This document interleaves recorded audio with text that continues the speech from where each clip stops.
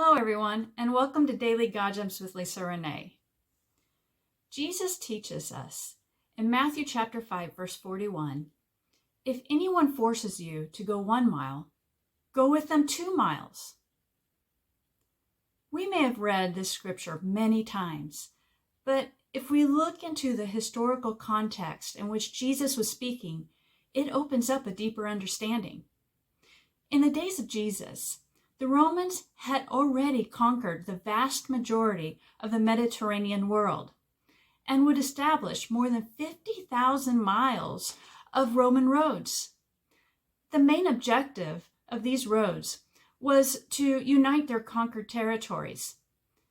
As this infrastructure was primarily developed for their military movement, there was a Roman law established that enabled any Roman soldier to order a civilian to stop what they were doing and carry the soldier's load for 1 Roman mile. Once the civilian reached the 1 mile mark, they would set the pack down and be done with it. They had completed what was required of them by law. Now that we have the historical context, let us read Matthew chapter 5, verse 41 again. If anyone forces you to go 1 mile, go with them 2 miles. With our expanded understanding, how can we apply this teaching by Jesus to our own life? Solomon teaches us in Proverbs chapter 25, verses 21 through 22, if your enemy is hungry, give him food to eat.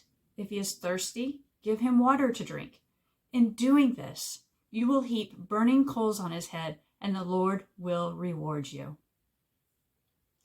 Imagine the surprise of an adversary or a stranger, a neighbor, or any acquaintance when you give the unexpected, just like the civilian offering to go a 2nd Roman mile. It stops the person in their tracks. It causes them to do a double take. They take notice of you. This offers an opportunity to be a witness for Christ. By shining that light, by using the opportunity to share the love, peace, and truth of Jesus, we open the door to Christ for that individual. The 1st mile is obligatory or expected, but the extra mile is where our light shines, where the doors of opportunity open, where we can make a greater impact, where we can make a bigger difference or leave an impression as a representative of Jesus. Even Jesus walked the 2nd mile. He didn't just come in the flesh to teach, to heal, to gain disciples, and to be an example, but he walked the 2nd mile, carrying our baggage of sin to the cross and died for us. Apostle Paul tells us in Romans chapter 5, verses 6 through 8, you see, just at the right time, when we were still powerless, Christ died for the ungodly. Very rarely will anyone die for a righteous person, though for a good person someone might possibly dare to die. But God demonstrates his own love for us in this. While we were still sinners, Christ died for us. We have endless opportunities to go that 2nd mile daily, to do more than is required or expected. We can apply this principle from Jesus with everyone with whom we come into contact by just offering a cheerful smile and heartfelt interest in their well-being. We can apply it to how we maintain our home, which is God's gift for us. We can apply it with an employer, a coworker, or a customer.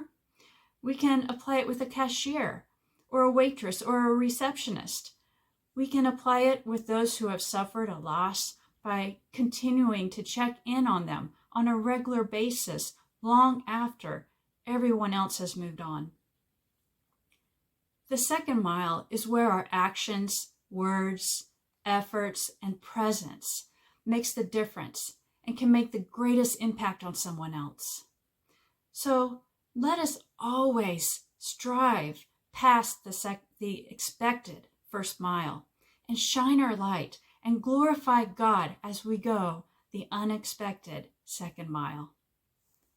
Everyone have a wonderful day, and may God's love and peace be with you.